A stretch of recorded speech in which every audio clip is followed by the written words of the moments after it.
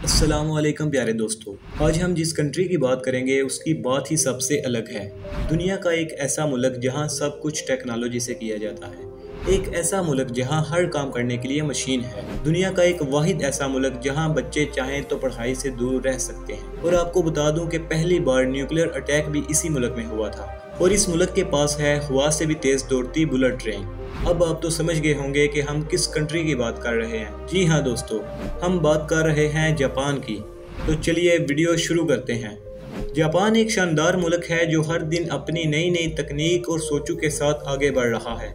आबादी के लिहाज से जापान दुनिया का 10वां बड़ा मुल्क है। जापान की ऑफिशियल लैंग्वेज जापानीज है। यहाँ के लोगों की गिनती उन लोगों में की जाती है जो सबसे ज़्यादा टाइम वर्क करते हैं। यहाँ हर कोई सिर्फ काम करना चाहता है और यहाँ के सिर्फ 4% लोग ही बेरोजगार हैं। सबसे ज़्यादा पढ़े लिखे लोगों के मामले में जापान पहले नंबर पर खड़ा है। जापान में सब कुछ, यहाँ के kit cafe, restaurants, bullet train और यहाँ के लोग, तभी तो जापान को माना जाता है एक टूरिस्ट डेस्टिनेशन। जापान का दारुल हुकूमत टोक्यो है और साथ ही टोक्यो यहाँ का सबसे बड़ा शहर भी है। इस शहर की आबादी लगभग 3.5 करोड़ के आसपास है। यहाँ के रेस्टोरेंट पूरी दुनिया में पॉपुलर हैं। टोक्यो का शिनजुको रेलवे स्टेशन दुनिया का सबसे बिजी रेलवे स्टेशन माना जाता है और इस स्टेशन पर हर दिन 3 मिलियन से भी ज़्यादा लोग सफ़र करते हैं।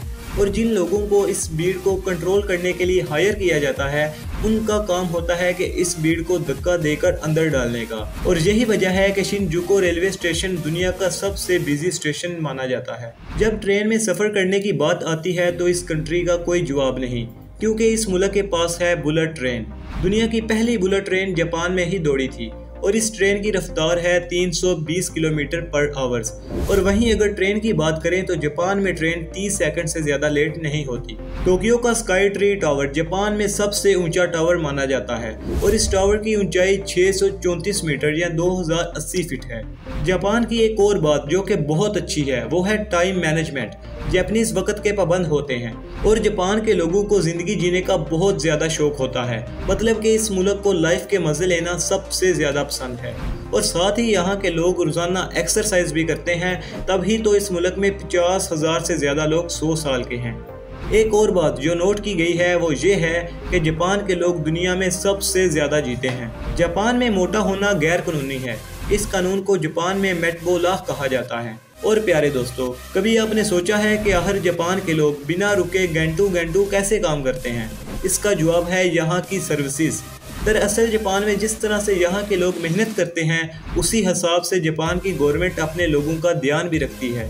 जापान में ऑफिस में काम करने वाले लोगों को सोने के लिए अलग से टाइम दिया जाता है। सुनने में ये थोड़ा अजीब ज़रूर है, लेकिन ये सच है। जापान में ऐसा माना जाता है कि काम के दौरान सोना थकावट का नहीं बल्कि कड़ी मेहनत का फल है। जापान में कुछ कंपनीज वर्कर को दोपहर 1 बजे से शाम 4 बजे तक के बीच किसी भी टाइम सोने के लिए कहा जाता है। जापान में लोगों को बिल्लियां पालने का बहुत शौक है। इस मुल्क में 60% लोगों के पास बिल्लियां हैं और जापानीज इन बिल्लियों को अपनी फैमिली का हिस्सा मानते हैं। और इसके अलावा जापान में बिल्लियों को समझदारी और महफूजियत के साथ पालने की रवायत भी है। जापान में लोग एक दूसरे से मिलते वक्त हाथ नहीं मिलाते, सिर्फ सर झुकाकर ही एक दूसरे को ग्रीट किया जाता है। जो जितना ज़्यादा हकदार होता है उसके सामने उतना ही ज़्यादा झुका जाता है। इस कंट्री के लोग सिर्फ जापानियों के सामने मिलते वक्त सर नहीं झुकाते, बल्कि दूसरी कंट्री से आए लोगों से मिलते वक्त भी सर झुकाते हैं। सर झुकाना यहाँ की रवायात में से एक समझा जाता है। जापान के स्कूलों में बच्चे खुद अपनी क्लासेस और स्कूल की सफाई करना पसंद करते हैं। स्कूलों की सफाई करने में बच्चों को कोई भी परेशानी नहीं होती और कई बार तो स्कूल के आस पड़ोस की भी सफाई करते हैं। कहा जाता है कि ये हैबिट स्टूडेंट्स को दूसरों की मदद करना और अपनी कंट्री की देखभाल करना सिखाता है। शायद यही वजह है कि यहाँ की गवर्नमेंट अपनी कंट्री के बच्चों पर पढ़ाई का ज़्यादा प्रेशर नहीं डालती। जापान में ऐसा कानून भी है जिसके तहत बच्चों को 10 साल की उम्र तक किसी भी स्टडी का बोझ नहीं डाला जा सकता। इन 10 सालों में उन्हें बचपन की ज़िंदगी का मज़ा लेने दिया जाता है। और माफ़ी मांगने का भी यहाँ है सबसे अलग तरीके। जापान के लोग 20 अलग अलग तरीक़ों से माफ़ी मांगते हैं। जी हाँ, और जापान में लोग खाने के बहुत ज़्यादा शौकीन हैं। इस कंट्री में फेमस रेस्टोरेंट्स, बार्स और कई होटल्स हैं जहां एक से बढ़कर एक लाजवाब डिशेस खाने को मिलती हैं। जापानीज ज़्यादातर चाइनीज़ खाना पसंद करते हैं, लेकिन यहाँ की ऑक्टोपस आइसक्रीम सबसे ज़्यादा पॉपुलर है। जी हाँ, बिल्कुल सही सुना आपने।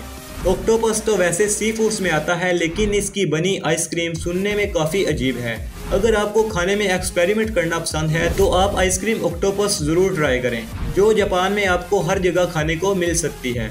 दोस्तों, आप इस बारे में अच्छे से जानते होंगे कि न्यूक्लियर अटैक से जापान पर 2 बार हमला किया गया था। दुनिया में पहली बार न्यूक्लियर बम का इस्तेमाल वर्ल्ड वार 2 के दरमियान हुआ था, जब अमेरिका ने जापान के 2 शहरों हिरोशिमा और नागासाकी पर 6 और 9 अगस्त 1945 को हमला किया था। तो चलिए दोस्तों, अब आपको बताता हूँ यहाँ का वीज़ा प्रोसेस और जापान में घूमने के लिए आपको कितने पैसे खर्च करने पड़ेंगे।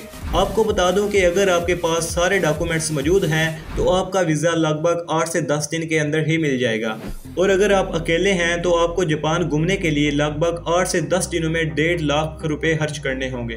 दोस्तों, ये था दुनिया का खूबसूरत मुल्क जापान। कैसा लगा आपको? कमेंट सेक्शन में ज़रूर बताइए। वीडियो अच्छी लगने की सूरत में इसे लाइक और हमारे चैनल ब्रेन फैक्ट्स को सब्सक्राइब ज़रूर करें। होती है मुलाकात नेक्स्ट वीडियो में, तब तक के लिए अल्लाह हाफिज़।